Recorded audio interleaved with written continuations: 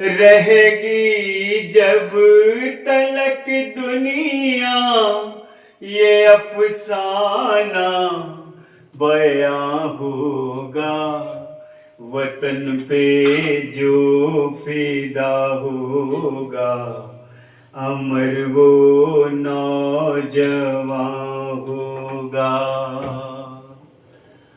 Good morning, सत श्री अकाल, राम राम और आदाब।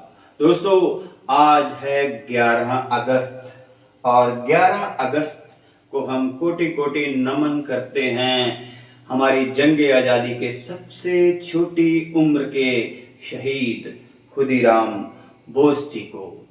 जी हाँ, खुदीराम बोस जी जिनका संबंध पश्चिमी बंगाल से था और जब इन्हें फांसी पर लटकाया गया था तो इनकी उम्र 18 बरस 8 महीने और 8 दिन थी। दोस्तों, ये जो भारत है ना हमारा, ये दुनिया का सबसे युवा देश है। इस देश में जो टोटल पॉपुलेशन है, कुल जनसंख्या की 65% पॉपुलेशन जो है उसकी उम्र 35 साल की उम्र तक है या उससे कम है। और हमारे देश में जो युवा हैं जिनकी उम्र 29 तक है, उनकी जनसंख्या करीब 38 करोड़ है, जो कि लगभग 28% बनती है कुल जनसंख्या का। तो दोस्तों, आज की सुबह मैं आपसे ये कहना चाहता हूं कि युवा किसी भी देश की रीढ़ होते हैं।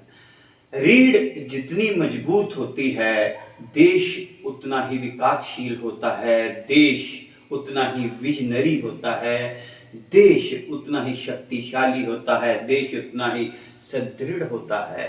इस तरह से इस शरीर और इस रीढ़ को कायम रखने के लिए दिमाग का बहुत बड़ा योगदान होता है।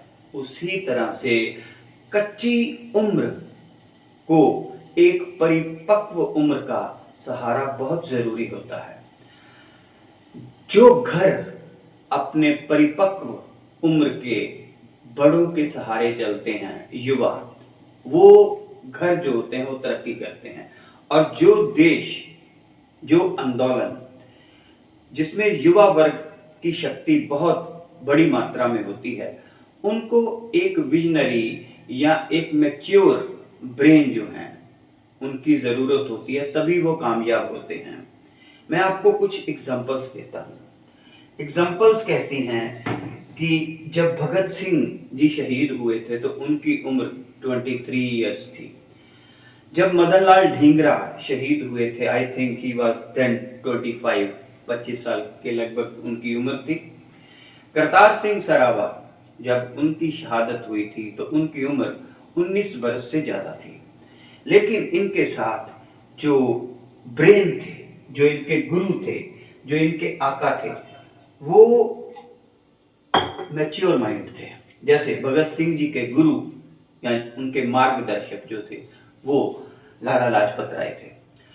इसी तरह से करतार सिंह सराबा के मार्गदर्शक लाला हरदयाल थे। इसी तरह से मदन लाल ढींगरा के भी जो गुरु थे या मार्गदर्शक थे वीर सावरकर थे। और एक बात याद रखें कि जितने भी गुरुकुल हैं, जितने भी स्कूल हैं, जितनी भी यूनिवर्सिटीज हैं, उनमें युवाओं को जो दिशा दिखाते हैं वो अध्यापक बहुत बड़ी मात्रा में मैच्योर ब्रेन के होते हैं, परिपक्व होते हैं। और अध्यापक और मार्गदर्शक जितना मैच्योर ब्रेन का होगा उतना ही युवा पीढ़ी जो है वो सही रास्ते पर उसको लेकर जाएगा। थोड़ी सी जीके इंप्रूव करते हैं कि इस देश में सबसे छोटी उम्र के जो शहीद हुए हैं वो उड़ीसा के बाजी राउत थे। वो लड़का था छोटा सा जो नाव चलाता था और अंग्रेजों से नफरत करता था। उन्होंने नदी पार करवाने के लिए मना किया और अंग्रेज सिपाही जो थे उन्होंने उसको गोली मार दी थी। सो वो सबसे छोटी उम्र के शहीद उन्हें माना जाता है। उसके बाद खुदीराम बोस जी हैं।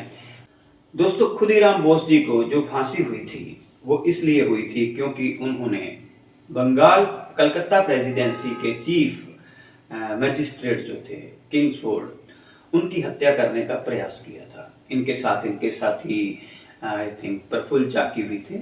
तो उस हमले में वो तो बच गया था, लेकिन 2 ब्रिटिश महिलाएं जो थी उनकी मृत्यु हो गई थी। इसी के एवज मात्र कुछ ही दिनों में इनको जो थी वो फांसी दे दी गई थी।